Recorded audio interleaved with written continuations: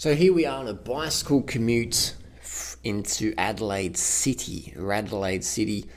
Often people ask me, Harley, I don't have time. I've got to get up. I've got to go straight to work. I don't have time for fitness. How can I lose the weight? How can I tone up? If you don't make time for fitness, you got to make time for fatness or floppiness. You might be thin, but you want to tone up. The bicycle is the game changer. You can burn fat riding your bike to work. You might live 80 kilometres to work, so you maybe riding a bike's not viable, but you could ride maybe 5k's to the train station, or you can drive your car and park at 10k's from work and then ride the rest of the way. Either way, if your goal is to lean up, tone up, or just do better things to the environment, the bicycle commute is your friend. It is your friend. It is your friend. I've never had a driver's license. I'm age 37, and the amount of money and calories and fat grams and all that stuff I've burnt and saved, and it's just incredible. The bicycle is a transformational tool. That's been freely secret. It's my secret. It's a secret of a lot of people. And people go, "Oh, I'm scared of the traffic. I've got to drive a car instead, Harley." You don't make the world better by driving a fucking car. You make the world better by riding a fucking bike. It's too dangerous. There's too many cars. Does that mean you got to get in the car and make it even worse? Look, cycling is very, very safe. Look at how many millions of people die every year in car accidents. With a bicycle, you're going a lot slower. It's a lot safer. I've got to admit that I've been hit by cars in the last 17 years, or 20 years, but it's always been pretty casual. Maybe a damaged bike, $50,000 insurance payout for whatever, but it's pretty cash. Wear bright clothing, not that. But anyway, it's fucking aesthetics you're looking for, man. People do fucking steroids and miss heart attack to get aesthetic. People do cigarettes and shit to lose weight. Ride your fucking bike to lose weight, and eat high carb diet so you can bang it out day after day. There's no point adding heaps of fat to your diet unless you're going to burn it off. Eat carbohydrate instead. So you can see here, all these people are passing me, but I'll catch them once the traffic slows up and we hit peak hour. I'll be passing them. I'll be getting fitter. They're getting fatter. They're getting floppier. They're wasting money. They're wasting resources driving the car to work when I'm driving the same distance as their commute in the city on my bicycle. That's what it's about. So I'm pedaling my little legs away. You can see the silhouette there in the shadows wrong side of the road there, mate. And here we go along, cruising along, speeding along here. Bit of tailwind. Cruising along. Then this hasn't been sped up or whatever. This is just normal. This is a 17-minute video, so bear with me if you want to listen. We'll just chat and chit-chat.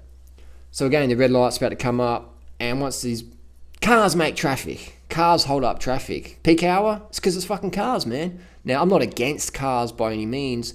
I'm just merely putting out there a theory, not a theory, but a practice that the bicycle is a much more efficient way to get around the city. When I'm in Bangkok, when I'm in New York City, when I'm in Los Angeles, when I'm in London, when I'm in Paris, when I'm in Singapore, when I'm in KL, when I'm in Jakarta, the bicycle is my primary transport modality. It's incredible. The bicycle is just, you can do things on a bike you can't do in a car. Cars are handy, bicycles are better. Simple as that. And I would recommend living in places where a bicycle is friendly. So if you live in Siberia, maybe it's a bit challenging in winter time, but for most of us, we don't live in those sort of inclement weather. And even have a break if you want to live in those places. Have a break from cycling winter, fair enough. Snow ski to work, whatever. But look at this. Who's burning fat? Who's getting fat? You know what I mean? These people are fucking hating it. I'll tell you what, man, I would be hating it too. Stuck in traffic. When you could be building your fitness, maintaining your fitness, gaining fitness. People say, Harley, freely, I want to get leaner, I want to get toneder, but I'm scared of traffic. Well, you got to have your fucking goal as paramount and put everything else behind that. You can't have fear as your number one drive. You got to have your goals as your number one drive. So you got to have your goal and align your life with that so you can achieve that goal. Look at those cars I pass, man. Getting fitter, my heart rate's pumping. And I'm a little bit late here, so I'm just zinging it out. So the good thing about the bicycle, if you're late, you're getting fitter because you've got to push harder and you've got to burn more fats. You got to burn more fats to get there on time because you're running a bit late. And if you're doing rider, I'm always running late. That's probably why I'm so lean, because I'm burning fats to try and get there not too late. Cruising along. Another tip with car doors is, you notice when I pass a car, I don't pass it right next to the car, because if a car door swings open, I don't want to get a mouthful of car door. So I give the car doors a bit away and cruising along there, thumbs up. It's actually a cold morning. It doesn't look cold, but it's pretty brisk. Got the gloves on, winter kit. And it's all about, the more riding you do, the more confident you get on the bicycle. Again, car door, give us plenty of room. And you can put mirrors on your bike if you want. Honestly, the first week's the hardest. You're getting used to it. But after that, it's smooth sailing. Biggest thing you've got to look out for is car doors. Car doors can be a bit of a hazard. So always sit out to the right or to the left or whatever country I'm in, so the car door doesn't swing out and give you a little nose job. Another thing to watch out for is cars overtaking you and pulling in front of you, because they're not aware how fast you're actually going. A lot of people will think, well, I don't ride a bike, I can't ride fast, so I can just overtake the cyclist who's going 40 kilometers an hour and pull in front of him. That's happened a lot, so you get used to it. And again, it's just like driving a car. The more you do it, the more used to it you get. But look at all the fat I'm burning. You know what I mean? All those cars behind me, still behind me, getting caught in traffic. And we're not even in the thick of it yet. We'll get some thickness coming up. But again, this is the beauty of the bicycle. You can get an e-bike, electric bike that sort of assists you at pedaling. You can just have a normal bike, a commute bike, race bike. I do recommend getting a proper bike fit from your local shop. If you live in Adelaide, Australia, there's a few good bike fit shops. There's the Giant store in the city. Speak with Ashley. There's North Adelaide Cycles. Speak with Kim. And there's Corsa Cycles on Goodger Street. Speak with Steve Nash. And here I'm having a chat with this young lady here. Another thing about cycling is it's more social. You can't really talk to someone in a car. They think you're some sort of deviant. But when you rock up on a bike, you can have a chit chat. Because when you're on a bicycle, you are more approachable. You can approach more people. That's just how it is. Bikes make the world a better place. A friendly place. Green means go. Boost. Off the lights. Always check left and right. Make sure no one's running the lights. Boom, back in action. Nice chatting with you. I've got to go. Late for work. Heading on to the office here, and got a new job at McDonald's, working as assistant manager to a McDonald's store in the city. So I've got to get there on time. Cruising along. So, I mean, the cars, people go, the car's a bit faster than you, but yeah, but they're not getting fitter. Who's getting fitter? Banana Boy. Now the car's getting passed because the traffic's starting to slow down. Again, when the traffic slows down, it's good to be paying more attention, because car doors open, people turn, kids jumping out the cars to school or whatever. So when it's traffic density, just keep your eyes open. And so get a bit of a draft behind this car here. Don't recommend doing that, but that's just what I've done as a bicycle messenger for many years. A bit more experience than the average rider, but I don't recommend it. But this guy's in my lane anyway, he's turning left. So we're just going to have to go around him and zigzag through. Again, I don't recommend cutting through traffic like that at high speed, but I've done it so many times, I'm pretty confident. I know my limit. So it might look dangerous to you, but it's not, but I don't recommend it. Over time, you'll get the feel for traffic. You'll get the feel for it. But at the start, you can just cruise along. So don't look at these antics, because this is probably a bit reckless endangerment of lives. And again, we're just going to catch up the cars here. So Adelaide is a very, very good city for riding. Not much traffic, really. A lot of cities like Bangkok. Bangkok is apparently the most car-dense city on the planet in terms of like how much peak hour traffic there is. And Bangkok is definitely a heaven for cycling around, because it's just the quickest way to get around. I can beat the motorbike taxis in Bangkok. Bangkok is a very, very friendly traffic, very friendly place to be as a cyclist, definitely.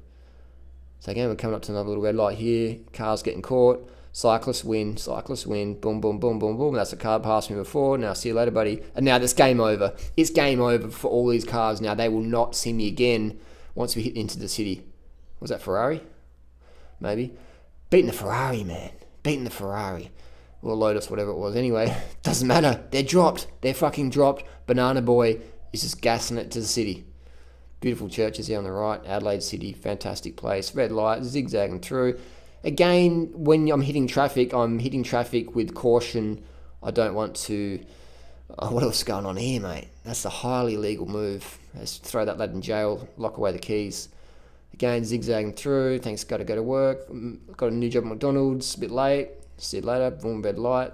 Good thing this is not me riding, otherwise this would be police evidence. So wherever the cyclist is a bit reckless. So again, there's a cyclist on the left.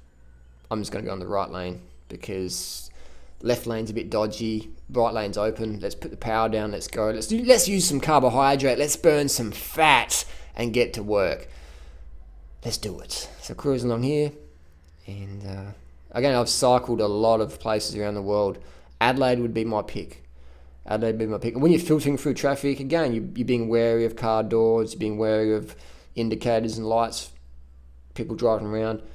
It looks like the person here in this video is going fast, but it's, it looks faster than it really is. But it is pretty fast, I admit. Green light, go, boom, gas, off the lights, just high speed. High speed, these cars don't like that at all. Another red light, ooh. Gee, mate, you beat that cyclist to a red light. Good on you, mate. Good on you. Guess who burned more fat in that last 30 seconds? Guess who? Yep, the cyclist did, buddy. Red light, getting ready for the green. Get ready for the launch.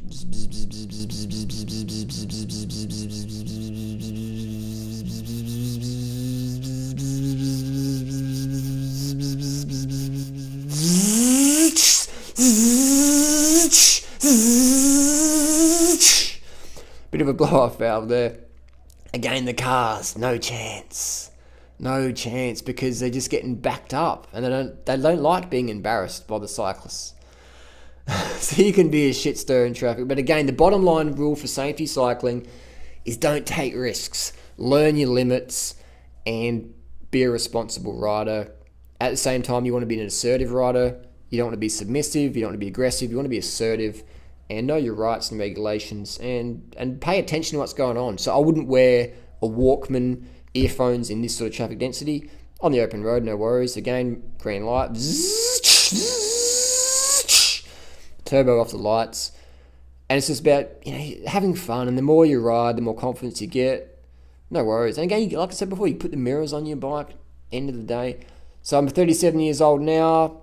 I could have got a driver's license when I was 17, so that's basically 20 years of cycling. How much money have I saved in that period? 20 years of cycling. That's a lot. Is that a cyclist in front there? That's a motorbike. That's a motorbike on the right there. So 20 years of cycling, let's say it's $5,000 a year. That's $100,000 minimum I've saved. Up to $20,000 a year or so. I don't even know. That's just crazy money. A minimum $100,000. That's fantastic, isn't it? Think all the calories I burnt, all the meals I got to enjoy, and the benefits to the environment, less carbon dioxide emissions, So there you go. Cycling for the win. Beautiful way to get around town. Adelaide City, fantastic place. But I still meet people in Adelaide who go, Adelaide's too dangerous for riding. I meet people in Bangkok. Oh, Bangkok's crazy. Can't ride in Bangkok. Oh, Paris is really sketchy. Oh, Los Angeles. No, that's really bad. That's really bad. New York City. No, you can't ride a bike in New York City. Oh, and I'm like, you guys ain't even cyclists. I'm a cyclist. I've ridden in your city. It's fucking awesome. I don't care where you live. Where you live is good for cycling. And if I lived there, if Freely lived there, we'd be fucking riding our bikes around too. Adelaide is the best city on the planet for cycling. I agree. Adelaide is the best for training. It's fantastic. And the year-round weather is very conducive to cycling and fitness. But at the end of the day, if you've got a road and you're able to ride a bike, you should be riding a bike. You seriously should. And any reason to not do it, if you physically can do it, is just a fucking poor excuse. I mean, maybe you're really, really lean and you don't want to get too lean, so I understand you probably don't want to ride a bike. But if you've got a bit of weight you want to shift, you want to tone up, build a bit of fitness, heal your metabolism and get some good results, then definitely the bicycle is going to be your friend. In my book, Carb the Fuck Up, I've got a chapter dedicated to cycling and all the tips and hints in there. So I recommend get a copy and you'll learn a lot of tips that I've learned from many, many years of cycling. The things that I had to learn the hard way, you can learn the easy way. Just read my fucking book and you'll get it all for free or for $30. But you know what I mean? $30, the stuff that's taken me 20 years to learn basically. And you just pay $30 and read it in a couple of hours. It's a pretty good system. Again, here on the footpath. Again, if you're riding on footpaths, be wary of streets like this because, cars can be coming left and right. So you've always been looking left, right, looking for pedestrians, looking for cars, looking for dogs, looking for cats, looking for rats, looking for kids with basketballs and baseball bats, and then you'll be safe. Paying attention. Basically, pay attention, look around. No texting, please. No sexting, no SMSing. Pay attention to what's going on the road. Bus here. Buses are good. They move a lot of people, but again, they're very slow compared to the bicycle. See you later, guys. I've got to get to work. Got a new job at Macca's. I'd like to catch the bus, but see ya. Bike lane, zooming along. And we're on the city outskirts here. So if you think of all the traffic behind me, frustrated, backed up, clogged, stuffy, stiff, sitting in the car for so long, that's just frustrating. It's not good stuff. And what do you do when a car takes up the bike lane? You go around them. You go around them and take off to create a new lane. Filtering through traffic. Again, watching out for car doors. Always go a bit slower when you're filtering through traffic because things can step out in front of you. Red light, red light, red light. Just again, waiting. Getting ready to launch. Push the bike into the launch mode. Launch mode. Here we go. 3, 2, 1.5. 1 half. I'll stop doing that. But here we go, Rundle Street, and you know what the deal is? All that traffic behind me. So I'm at my goal destination. I don't have to worry about parking. I've got a sensible lock for my bike. Another quick thing on locks, use a cable lock instead of a D-lock. D-locks are heavy and strong, and you can leave them at your workplace, leave them in the city, whatever. Put some stickers on your bike that will prevent theft. It won't prevent theft, so it'll deter thieves, because most thieves are heroin addicts, they're smackies, they want to get a hit, they want to sell your bike for $50 or $100 in the next hour, and they're going to take it to a pawn shop or whatever, and if your bike's covered in stickers or whatever, they don't want to do that, they don't want to spend time. Junkies are lazy. If they weren't lazy, they'd have real jobs. So if you make the bike theft a little bit harder, they'll go find someone else's bike. And here we are at my destination. Look at that, you know what I mean? Look at that. That's what we call time productivity. Look at that. That's my park right there. How good is that? Burn fat, not oil.